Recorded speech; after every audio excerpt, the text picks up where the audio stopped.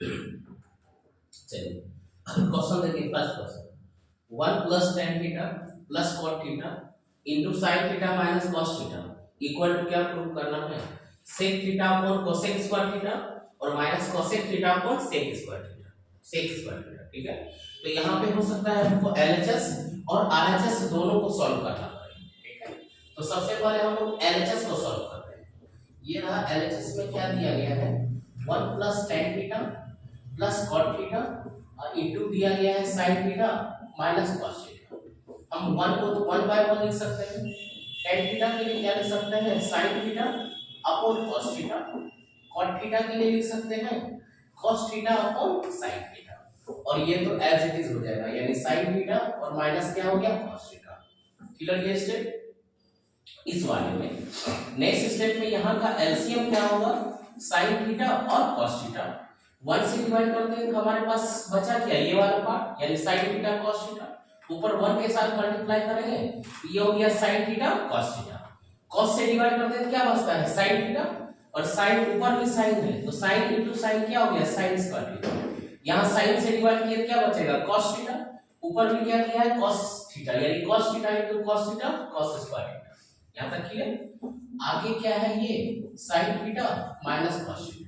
ठीक है, अब हो सकता है ये सिंपलेस्ट फॉर्म में, sin square theta plus cos square theta क्या होता है, 1, तो ऊपर वाले पार्ट को हम 1 plus sin theta cos theta upon नीचे हो गया क्या, sin थीटा cos थीटा, ये एक तरफ और ये भी लिख सकते हैं, यानी ये क्या है, sin theta minus cos theta.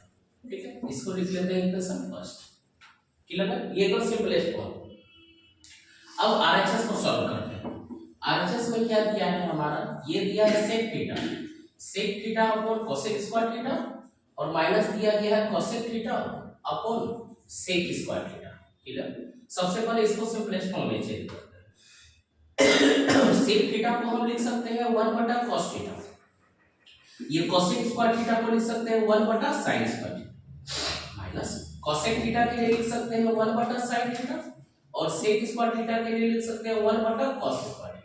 अब इसको रीअरेंज कर रहे हैं, ये रहा 1/cos थीटा मल्टीप्लाई होकर sin थीटा ऊपर आ जाएगा sin square theta upon 1 minus ये 1/sin थीटा और यहाँ पे cos स्क्वायर थीटा बाय 1।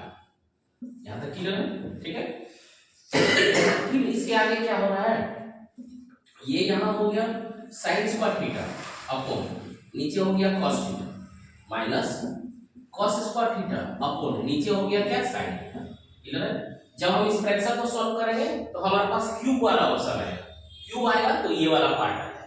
ठीक है, कैसे क्यूब आ रहा है तो देखिए, इसको जब हम सॉल्व किए तो यहाँ का एलसीएम हो गया sin थीटा और cos थीटा, cos थीटा से डिवाइड करते हैं तो क्या बचता है, sin थीटा,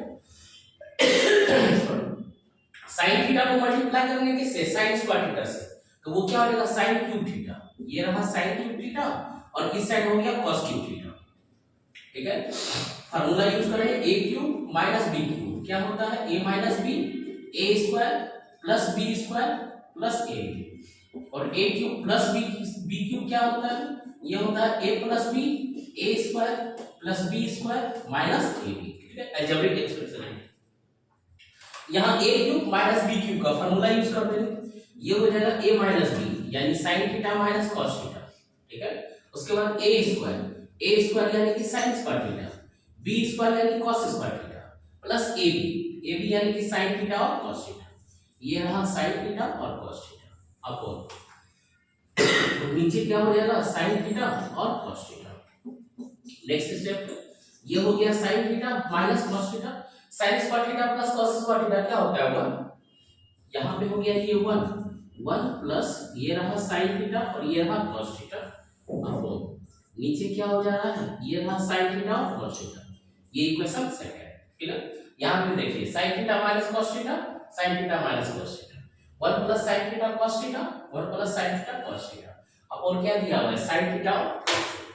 क्लियर है क्वेश्चन, लास्ट में आप लिख सकते हैं from equation first and second we get LHS equal to RHS, hence proved। Clear है क्वेश्चन।